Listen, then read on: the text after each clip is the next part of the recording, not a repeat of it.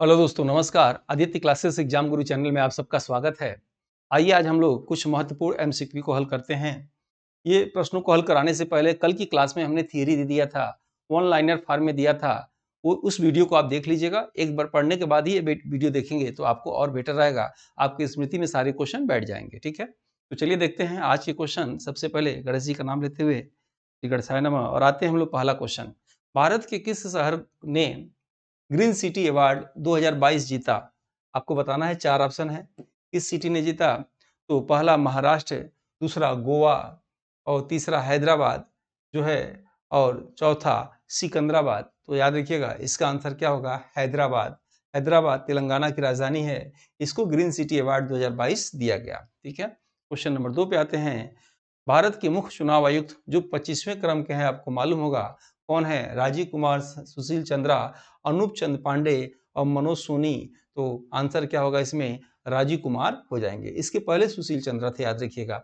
अनूप चंद पांडे और अरुण गोयल जो है राजीव कुमार के यानी मुख्य चुनाव आयुक्त के सहायक होंगे, याद रखिएगा। कौन कौन? अनूप चंद पांडे और अरुण अरुण गोयल, ठीक है?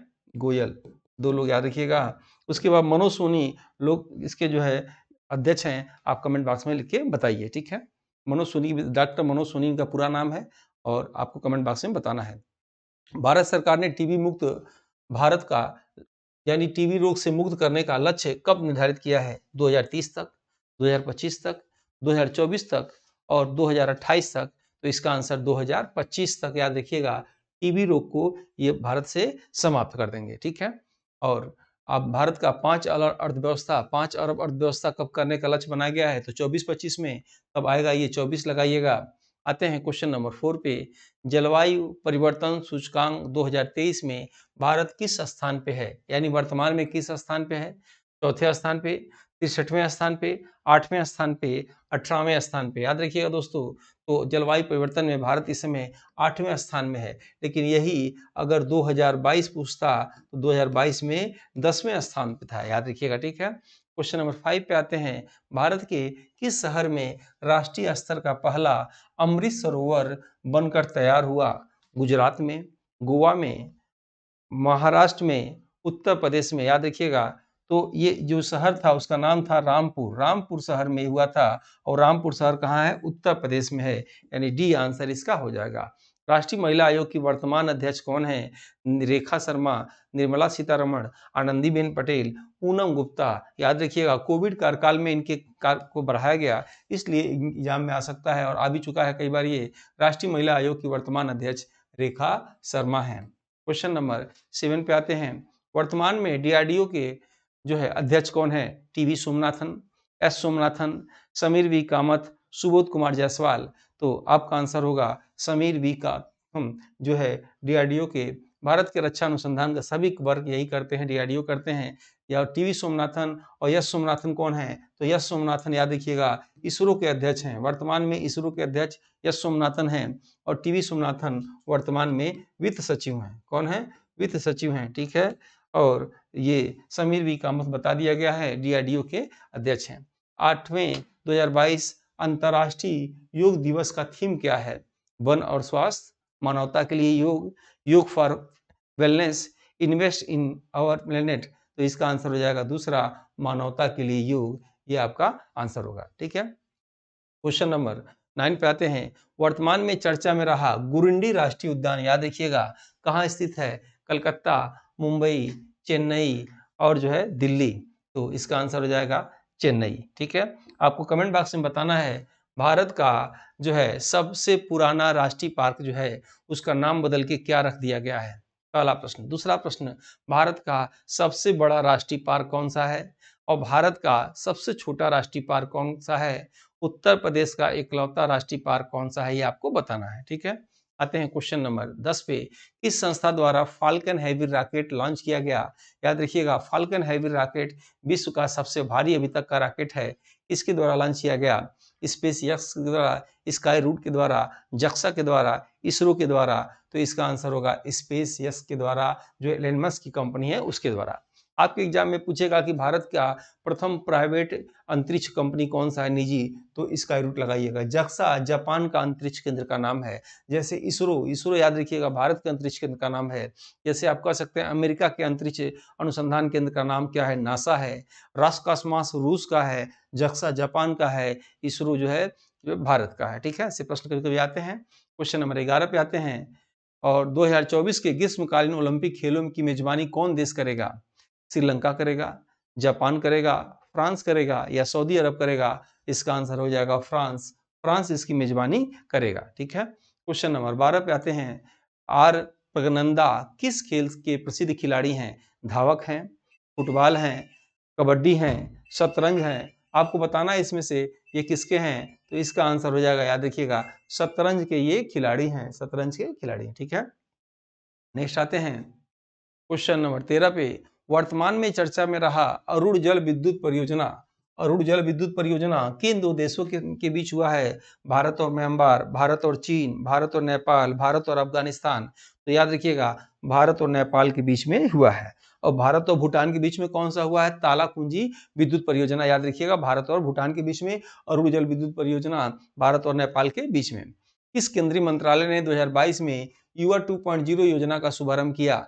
शिक्षा मंत्रालय, गृह मंत्रालय, वित्त मंत्रालय, ये सभी। तो याद रखिएगा युवा 2.0 शिक्षा मंत्रालय द्वारा ये लॉन्च किया गया। क्वेश्चन नंबर 15 पे आते हैं।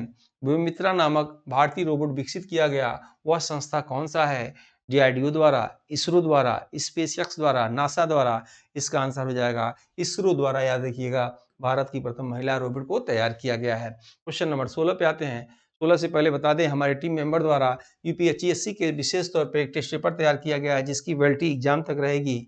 और जो जब तक एग्जाम ना हो जाए 51 का, तब तक उसका रेट 1999 रखा गया था, लेकिन एग्जाम को देखते हुए उसका रेट 999 है। और पीडीएफ नोट्स हिंदी इंग्लिश में मिलेंगे, मॉडल पेपर मिलेंगे, सिलेबस वाइज टेस्ट मिलेगा, ग्रुप वाइज टेस्ट, साल्वर्ट पेपर और 6 यूनिट टेस्ट इसमें मिलेंगे। इसके लिए आपको नीचे जो नंबर दिखाई दे रहा है, इस पर आप हेलो लिख के भेजेंगे तो आपको एक लिंक भेजा जाएगा, और उस लिंक के माध्यम से आप चाहें तो इंस्टॉल करके उसमें फ्री में पड़े वीडियो टेस्ट और पीडीएफ को देख सकते हैं। अच्छा लगे तो ऑनलाइन बाय नाउ परचेज कर सकते हैं। ठीक है, वीडियो अगर अच्छा लग रहा हो तो लाइक जरूर करिए। डेली ऐसा वीडियो आपको मोबाइल पे नोटिफिकेशन पहले पहुंचे, इसके लिए आप सब्सक्राइब कर लीजिए। जो लोग परचेज कर चुके हैं उनको अच्छा लग रहा हो तो जरूर दूसरों को बताएं, ग्रुप में भेजें, ताकि और लोग भी इसका लाभ उठाएं। आते हैं क्वेश्चन नंबर 16 पे। 2022 में 68वां राष्ट्रीय फिल्म पुरस्कारों में दादा साहब फाल्के पुरस्कार किसे सम्मानित किया गया? अमिताभ बच्चन को, रजनीकांत को, चिरंजीवी को और आशा पारेख को? तो कमेंट बॉक्स में इसका आंसर बताइए क्या होगा। इसका आंसर होगा आशा पारेख को दिया गया। लेकिन इसके पहले किसको दिया गया था? रजनीकांत को, याद रखिएगा। आज चिरंजीवी को क्या दिया गया? पर्सनालिटी ऑफ द ईयर 2022 का खिताब किसे दिया गया? चिरंजीवी को दिया गया था। ठीक है, क्वेश्चन नंबर 17 पे आते हैं। 2022 में उपन्यास the seven moons of Ali Almora के लिए प्राप्त बुकर पुरस्कार दिया गया।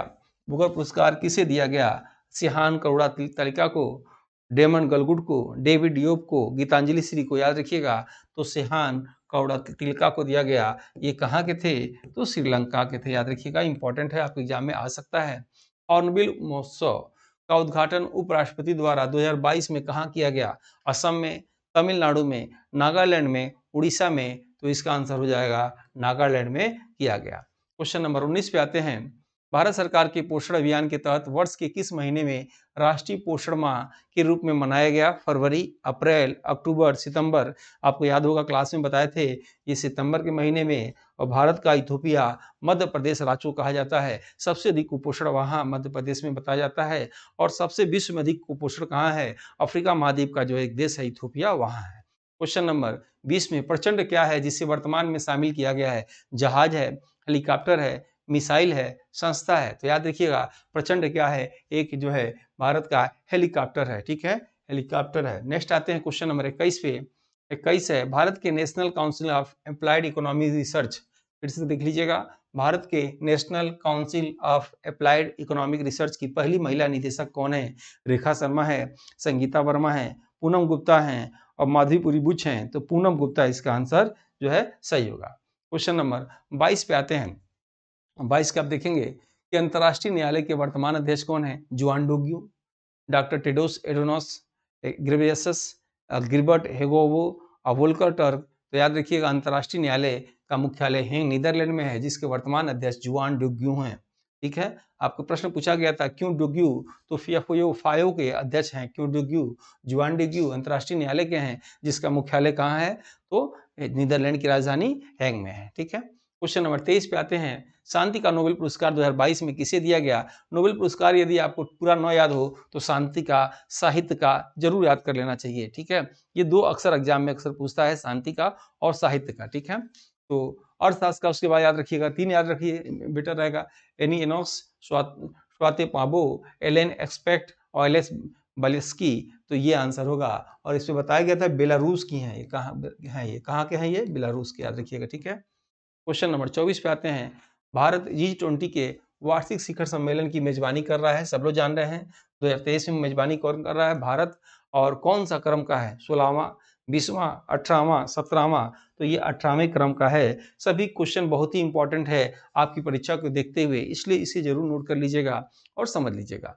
25वां देखिएगा, विश्व का कौन सा सबसे बड़ा ज्वालामुखी जो पिछले 38 वर्षों में पहली बार फूटा, उसका नाम क्या है? मैनोलोवा, दमाबंद ज्वालामुखी, बैरंदी और नारकोडम। तो आंसर क्या हो जाएगा? मैनालोवा हवाई द्वीप पे है, ये अमेरिका में है। ठीक है, 25वां देखिएगा, द अटेम्पटेशन गैप रिपोर्ट 2022 का प्रकाशकर्ता कौन है? संयुक्त राष्ट्र संघ, विश्व स्वास्थ्य संगठन, संयुक्त राष्ट्र विकास कार्यक्रम, संयुक्त राष्ट्र पर्यावरण कार्यक्रम। तो आंसर क्या होगा? संयुक्त राष्ट्र पर्यावरण कार्यक्रम, जिसका मुख्यालय केन्या देश की राजधानी नैरोबी में है, याद रखिएगा। ठीक है, केन्या देश की राजधानी नैरोबी में। हमने प्रश्न पूछा था आपसे, कमेंट आप लोग नहीं दिए थे। अब बताइए, 22 में लॉन्च किए गए टेस्ला ह्यूमनॉइड रोबोट का नाम क्या है?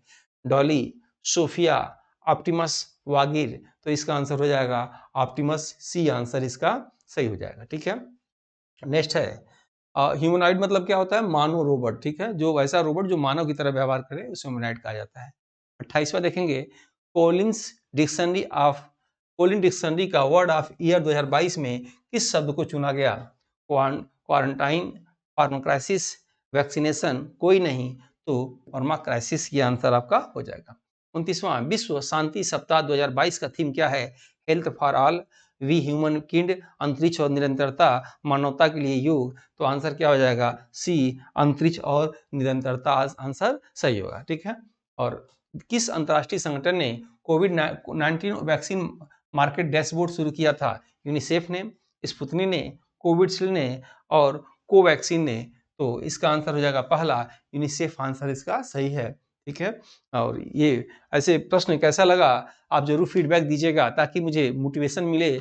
और ऐसे ही यूपीएससी के लिए हमारी संस्था समर्पित है, समर्पित रहेगी जब तक एग्जाम ना हो जाए। आप जरूर बताइएगा। मिलते हैं हम लोग नेक्स्ट वीडियो में नए नए प्रश्नों के साथ। जय हिंद, जय भारत।